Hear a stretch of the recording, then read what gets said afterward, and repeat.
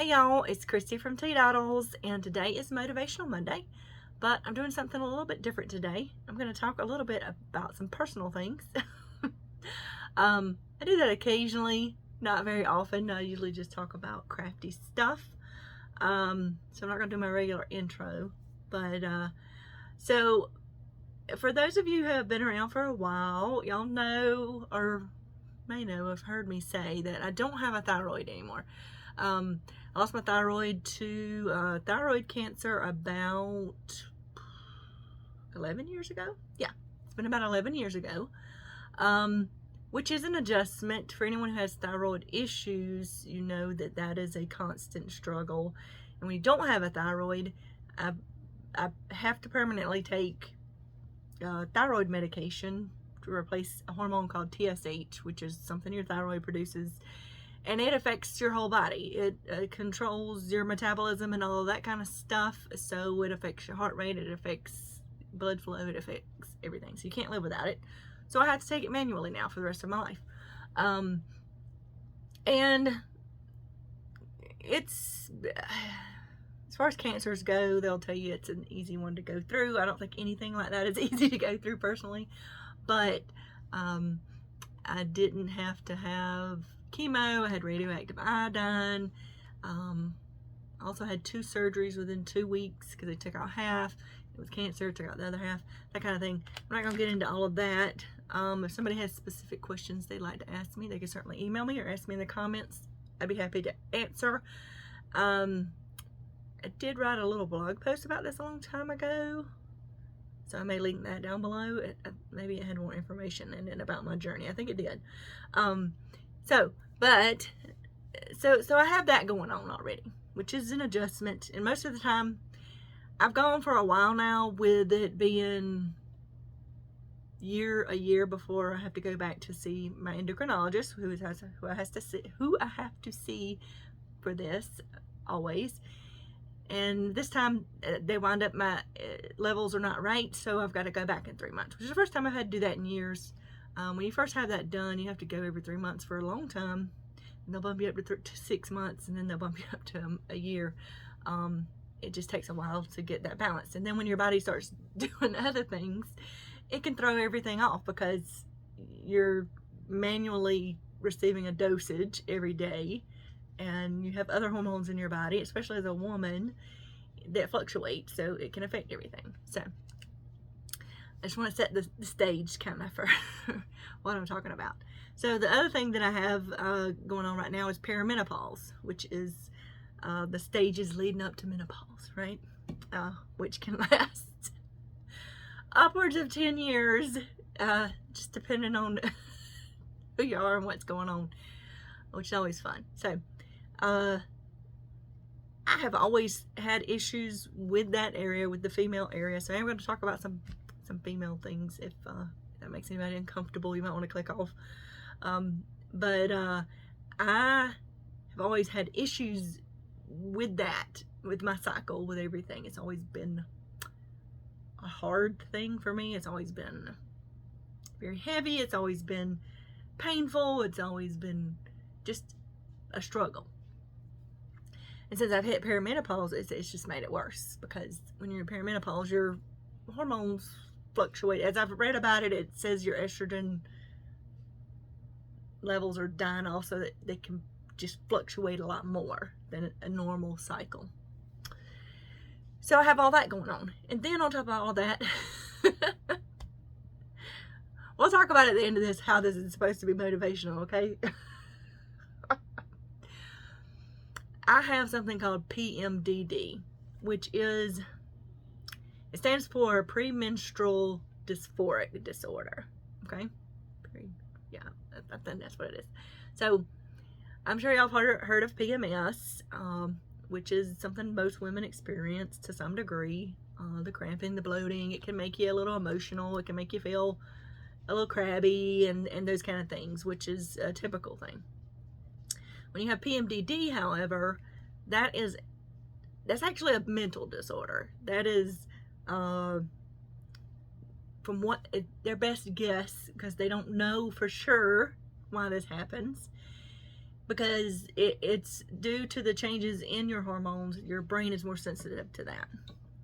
So at a certain time in your cycle, what do they call it? The lutein phase? I don't know. I'm not going to remember all the words, but I'll put some links down below if you want to look into it, if you think this is something that's happening to you, or if you know somebody that this maybe applies to.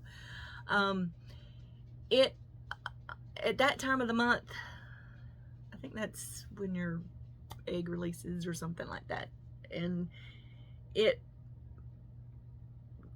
has a high drop in progesterone. Yeah, that's it. I'm trying to think of the word. And it triggers like a switch in your brain that can make you very depressed. Can make you feel like you're not the same person. Okay, I just want to explain. I'm trying to explain to the best of my ability how this is way different than PMS. This is like PMS on like major steroids. We'll put it this way. And for like a week or so, it just varies per person up until that time comes. It makes you feel like a super depressed person, like anybody who's experienced depression. It makes you feel hopeless. It makes you feel like nobody likes you. It makes you feel like you can be angry. Alternatively, you can be super angry for no reason. You can cry for no reason. Just, it makes me personally feel like I have no control over my emotions.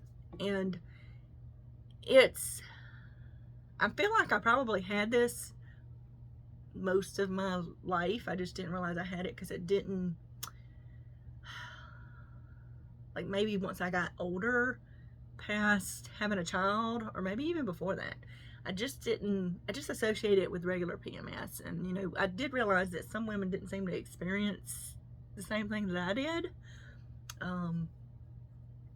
I do think it's worse since I'm going through perimenopause, which, from what I've read about it, when you have issues with that, going through perimenopause can make it worse. Is usually worse, which is just so much fun. And it's become such an issue that I've had to look into. I've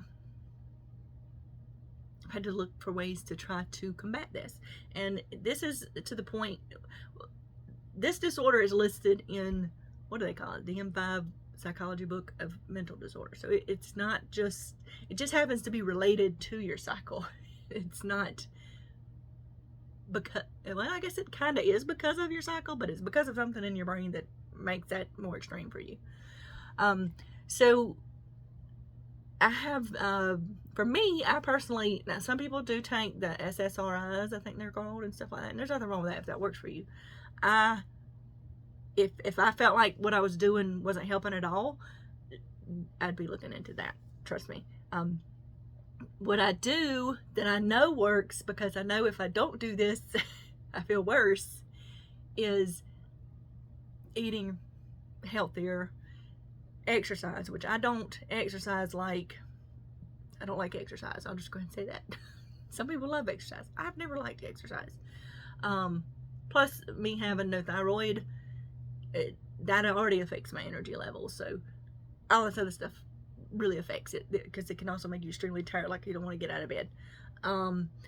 So I take something called 5-HTP, and I take ashwagandha, which is, they're both natural remedies, but they help with the serotonin levels in your brain. And I take some other herbs mixed in with that are supposed to help with just different stuff. Shatavari off the top of my head, and Ryodia, I don't know. Some of them I can't pronounce, but what I've had to do is you kind of have to find what works for you, which is kind of what happens with any kind of medicine you take, anything, you know. And I'm not a doctor, so, you know, you need to talk to your doctor about this for sure. I have my doctor is the one who put that term, you know, and I've just recently, I guess, looked at it more because it's become a really big problem for me. So and trying not to drink as much caffeine. Now, there's some things that, as I've researched this, it's contradictory.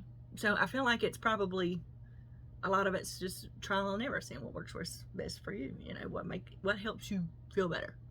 And if I stay on a schedule and trying to get regular sleep, and when I exercise, it's just more like yoga and walking, which right now I'm not walking because it's so hot. I don't want to be out there. I just went to the store, and it's just exhausting just for a quick pick up some regular basic stuff and come back. And anyway, getting off topic here. That's okay. So those are some things I do to help with it, because it causes me to not want to do anything, which I don't like, because I like to do stuff. I don't like just laying around, which I don't. I guess there's some people who like that. That's fine if they like that, but so I guess the way this is motivational is that I just want to show that even if you're experiencing things like this, you can still find ways to move through that. Another thing I've had to realize is what time of the month this occurs mostly, and I've got it fairly narrowed down right now. Since I'm in perimenopause, it still fluctuates a little bit, and it catches me off guard sometimes. But if I stay on, if I try to eat healthier, I'm not gonna say I always eat healthy, okay? I just try to make better choices. You know, right now you can see a Fanta sitting over there behind me right now because I got one in the store. And I don't do that very often, but sometimes I just need that, and I won't even drink it all right now. I'll drink the rest of it later. But anyway, so I don't want you to think that I'm some kind of teetotaler, healthy eater person. I like a variety of foods, right? But I notice more now how it affects how I feel, right? That's something you got to kind of pay attention to, I think, when you're eating. If it's making you feel bad or making you feel sleepier. I've noticed that if I eat too many sweets, it makes me very sleepy, and I just want to lay down. So I will still eat sweets. I just try to monitor it. I don't drink soda normally. I drink water most of the time, and coffee. And even in my coffee now, I drink at least 1 cup with no sugar in it, and I use like cream or something, or not cream, half and half. And I got me a little frother thing, and I do that, and I like it. So I will use a flavored creamer sometimes. But anyway, this is not about your food. I'm getting off topic. This is kind of hard for me to talk about, because it's something you got to work through, and that's not. You got to find what works best for you. And right now I'm feeling pretty good, and I just came off of a pretty bad time, and I was thinking, you know, sometimes people see you and they see all the things that you do, and they think they could never do that because they have this, that, or that, the other going on, if that makes sense, right? I guess I'm doing this to motivate people to know that there are ways to work through those things. You just have to find what works best for you, and you have to, like, for example, if I know it's a bad week, and I know things are going to be, my emotions are going to be in turmoil, and I might be a little mean to people. I try not to do, schedule like too many outings, and I try not to, just something I'm still working out just a little bit, because I was going out a lot more, and then I realized that was really affecting everything else. So I had to tamp that down some, because even when I'm feeling good, if I try to do too much, it kind of trickles down. So I gotta kind of try to keep an even pace, but I try to get more done when I have more energy, right? So like, if I know that this week is the week that I'm typically don't have a lot of it, because sometimes I'm okay. I don't know what I'm going to get. It's like a Russian roulette or something. But I still plan for that week to be easier, if that makes sense. As easy as I can make it. I mean, let's be real here. We're living in the real world. That things happen that we got no control over. All I can do is control how I react to it.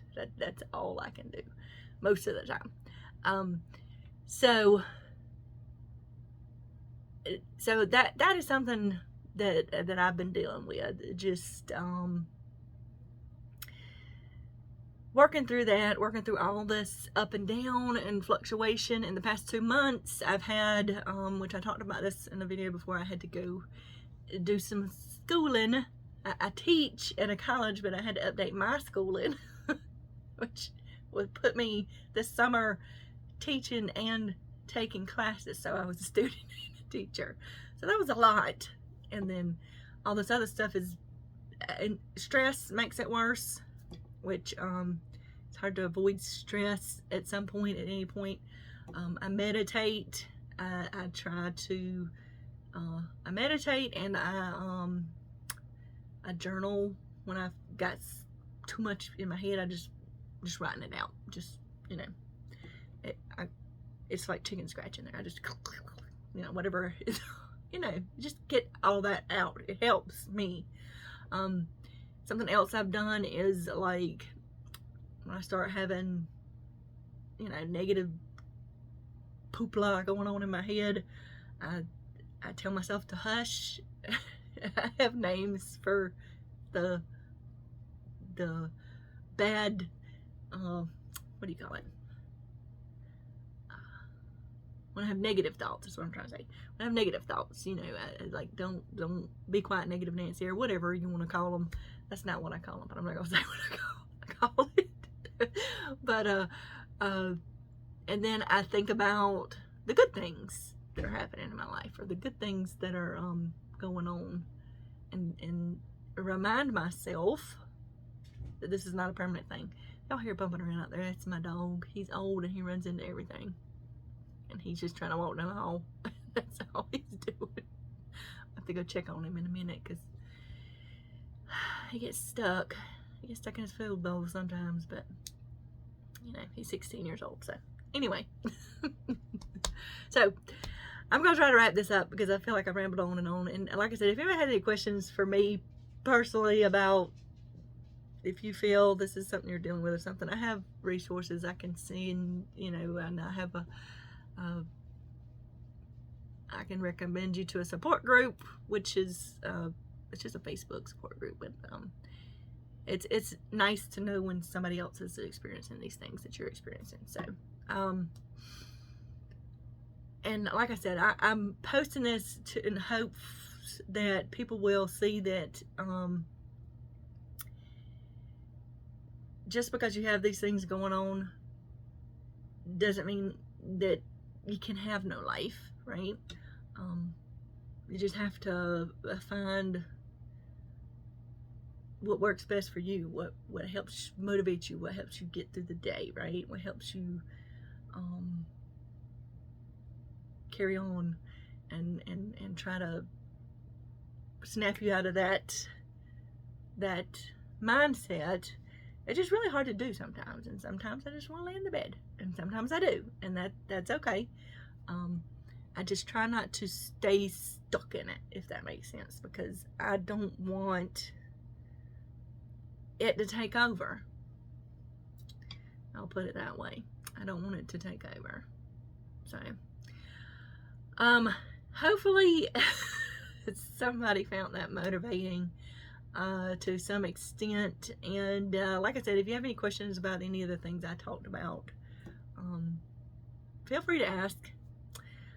Like I said, I wrote blog posts about my thyroid cancer journey. I actually started my blog like right after I had thyroid cancer. Yeah, that was like something I did because I wasn't working as much at the time. So yeah,